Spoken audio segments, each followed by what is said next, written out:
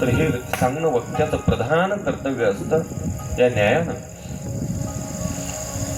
सर्वांना ज्ञातव्य आहेच. गंगा भागीरथी कैलासाची सौभाग्य होती. ताराबाई अरुण थोरात मातोश्रींना आपल्यातून जाऊन 1 वर्ष जवळजवळ 14 तारखेला पूर्ण होत आहे. त्यांच्या प्रथम वर्ष श्राद्धाच्या निमित्तानं, प्रथम पुण्यस्मरणाच्या निमित्तानं श्रीमद भागवत महापुराण कथेचं आयोजन, त्या निमित्तानं ज्ञानदान, शेवटच्या दिवशी अन्नदान, सगळा खटाटोप त्यांच्या परिवाराच्या माध्यमातून इथं करण्यात आलाय. खऱ्या अर्थानं पाहिलं हे धावपळीचं नियोजन करण्यात आलंय. कारण असं आहे, कोण पाठीमागं गेलं माहिती नाही, परंतु नियोजनात बदल करण्याचं कारण एवढंच झालं की कालच्या पावसानं जो मंडप आहे तो पूर्ण जमीनदोस्त झालेला आहे, म्हणजे भूमिसपाट होऊन गेला. त्या कारणानं आपल्याला पर्यायी व्यवस्था म्हणून या ठिकाणी कथेचं प्रयोजन करावं लागलं. तर काहींना असं वाटत असेल एवढा मोठा मंडप दिला होता आणि एवढी पब्लिक, काहींना असं वाटलं की कथाच कॅन्सल झाली की काय. परंतु प्रयोजन, आयोजन, नियोजन, संयोजन जे आहे ते यथायोग्य पद्धतीने आहे, खंबीर पद्धतीचं आहे. त्यामुळे हे कथेचं प्रयोजन आजच्या दिवसानं आपण सुरुवात करतोय. खऱ्या अर्थानं पाहिलं तर सर्वांना ज्ञातव्य आहे, परिस्थिती सगळ्यांना माहिती आहे, भूतकाळ सर्वांना माहिती आहे, पण फक्त स्पर्श करतो. कथा सगळेच जण करतात, आम्ही बहुतेक ठिकाणी कथा करतो. सगळेजण, सगळ्यांना परिचित आहे की प्रत्येक जण वेगवेगळ्या पद्धतीनं कार्यक्रमाच्या माध्यमातून कोणाची न कोणाची भेट असते, कोणाची न कोणाची ओळख असते. प्रत्येकाला माहिती आहे की आमच्या जीवनामध्ये आम्ही भरपूर कथा केल्या, तुमच्या जीवनामध्ये तुम्ही भरपूर कथा श्रवण केल्या. यांच्याही जीवनामध्ये अनेक कथा, यांनी अनेक महाराजांना साथ संगत दिली. शून्यातून विश्व निर्माण करण्यासाठी या महान ज्या विभूती आहे, आपल्याला जी साथीदार लाभलेत, कलाकार लाभलेत, त्यांनी अनेक महाराज मंडळींना मोठं केलं. सगळ्या ठिकाणी कथेचं प्रयोजन, आयोजन, संयोजन करण्यासाठी, अनेक धावपळ करण्यासाठी खूप माणसं असतात. परंतु या जागेचं वैशिष्ट्य आहे, या ठिकाणी 3घच धावणार आहे आणि 30 तारखेपासून एक 4था माणूस वाढला. चौघांच्या मानानं 2घांना घर सांभाळायचंय आणि 2घांना बाहेरचं बघायचंय. एवढं सगळं करून करून इथपर्यंत आजचा हा पहिला दिवस आपल्याला जो दिसतोय, ते सगळ्या 4 लोकांचं श्रेय. आणि खऱ्या अर्थानं पाहिलं ना, सगळ्या गोष्टीचं नियोजन होतं. बरं, कथेचं नियोजन होतं, कथा सुरुवातही होते, पण त्या सुरुवातीपर्यंतचे जे कष्ट आहे ना, ते कष्ट तुम्ही आम्ही ऐकायला येणारे किंवा कथा करणाऱ्याला काहीच माहित नसतं. आपल्याला एक गोष्ट कमी पडली की आपण म्हणतो तुम्हाला मी आधी सांगितलं होतं.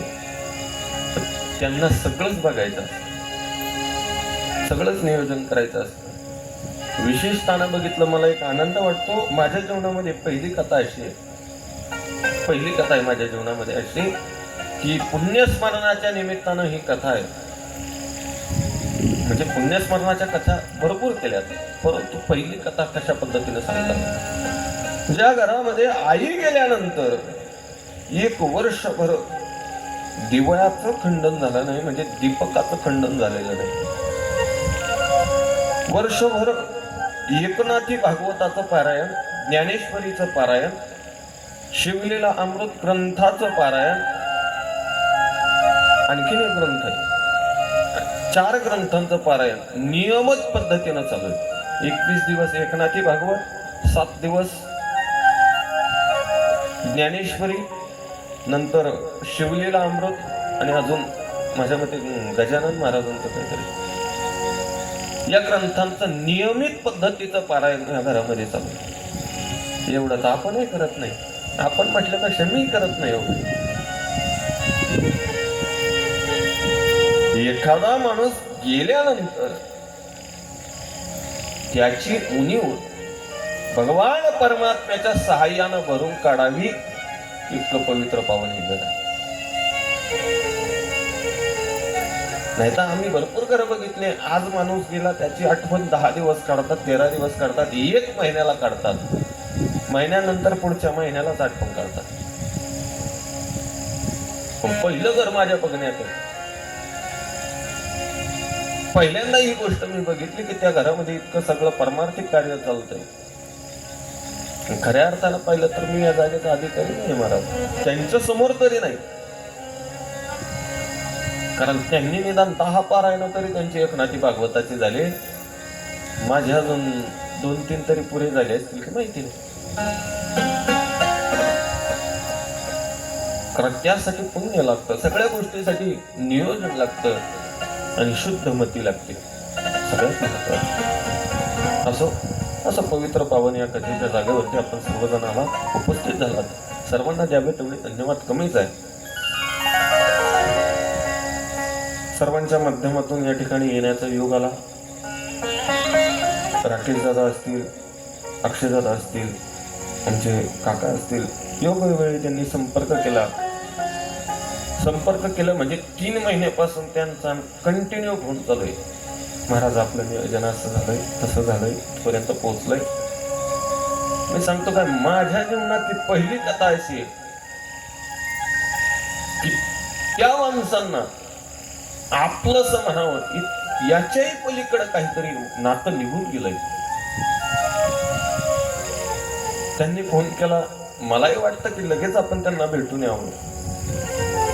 त्यांचा फोन आला नाही, मला असं व्हायचं कधी कधी हे आपल्याला विसरले की काय, परंतु ते आवर्जून कॉल करायचे आणि त्या दृष्टीने हा सर्व खटोटो आज या जागेपर्यंत येऊन पोहोचलाय.